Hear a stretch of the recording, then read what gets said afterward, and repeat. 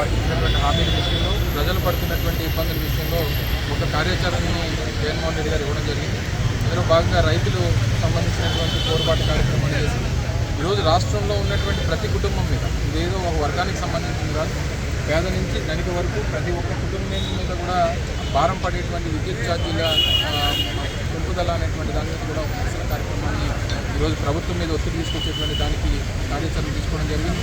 ఈరోజు ప్రతి కుటుంబం మీద, ప్రతి యూనిట్ మీద దాదాపు రూపాయన్నర నుంచి ₹2 వరకు యూనిట్ ఛార్జీలు పెంచడాలంటే ₹600 వచ్చేటువంటి కరెంటు బిల్లు ఈ నెల నుంచి ₹800 వస్తుంది. అది కూడా స్లాబ్ సిస్టమ్. 6 స్లాబ్లు ఉన్నటువంటి ఈరోజు రాష్ట్రంలో వివిధ స్లాబ్లు ఏవైతే ఉన్నాయో యూనిట్ స్లాబ్స్, ఆ స్లాబ్ రేట్లతో పాటు మళ్ళీ ₹1.5 ₹2 ప్రతి యూనిట్ పెంచడం అంటే సామాన్యుడు ఏమైపోవాలి? ఏ రకమైనటువంటి పరిస్థితుల్లో కొన్ని వాళ్ళు ఎన్నికల ముందు చెప్పలేదా? ఎన్నికల ముందు మాకు అధికారం ఇవ్వండి, నాణ్యమైనటువంటి విద్యుత్తును ఇస్తాం, కరెంటు ఛార్జీలు పెంపుదల అనేటువంటి ఉండదు, అధిక భారాన్ని మోపం అనేటువంటి మాటలు చెప్పినటువంటి చంద్రబాబు నాయుడు మరి ఆయన తాలూకు మేధావితనం, ఆయన తాలూకు ఎక్స్పీరియన్స్, ఆయన తాలూకా నేను ఏ రకంగా సంపద సృష్టించాలో తెలుసు అనేటువంటి మాటలు చెప్పి ఈ రకంగా సంపద సృష్టించాలి, పేదవాడిని అడ్డువిరించి వారి మీద అధిక భారాన్ని మోపి ఈరోజు ఈ స్థాయిలో 15,000 కోట్ల రూపాయలు అంటే సామాన్యమైనటువంటి విషయం కాదు.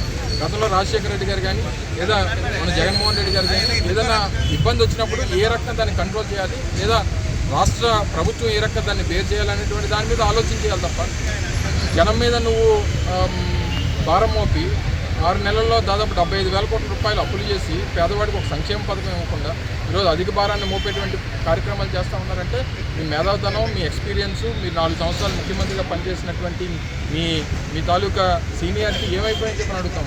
సో డెఫినెట్గా ప్రజల పక్షాన వైఎస్ఆర్ కాంగ్రెస్ పార్టీ నిరంతరం పోరాటం చేస్తుంది. కేవలం వినతి పత్రాల వరకు మేము ఇచ్చేటువంటి కార్యక్రమాన్ని చేసాం. రాష్ట్ర వ్యాప్తంగా రానున్నటువంటి కాలంలో ఈ పోరాటాన్ని మరింత ఉధృతం చేసి ప్రభుత్వం మీద ఒత్తిడి తీసుకొచ్చేటువంటి కార్యక్రమం చేద్దాం. అంటే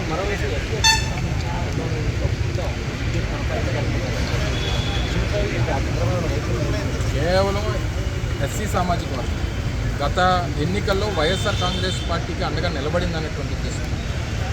ఏ రకంగా వారిని ఇబ్బంది పెట్టాలి, ఏ రకంగా వారిని ఈరోజు 200 యూనిట్ల లోపు ఏదొచ్చినా సరే ఫ్రీ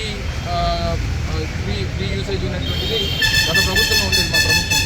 ఈరోజు 200 లోపు యూనిట్లు వాడినా సరే లేదా 200 యూనిట్లు దాటి వాడినా సరే ఏదన్నా సరే నువ్వు బిల్లు పంపించి వాళ్ళు డబ్బులు కట్టకపోతే నువ్వు కరెంటు కట్ చేస్తూ ఉన్నావంటే ఈరోజు ఎస్సీ కాలనీలు అన్నీ కూడా రాష్ట్రంలో చెమచీవిలో ఉండిపోయేటువంటి పరిస్థితి, ఎవరికి చెప్పుకోలేనటువంటి పరిస్థితి. ఈరోజు వైఎస్ఆర్ కాంగ్రెస్ పార్టీ ఆ బాధ్యత తీసుకొని ఈరోజు పోరాటం చేస్తాం. దాంతోపాటు రైతులకు సంబంధించినటువంటి పంప్ సెట్లు కూడా ఆ కనెక్షన్స్ కూడా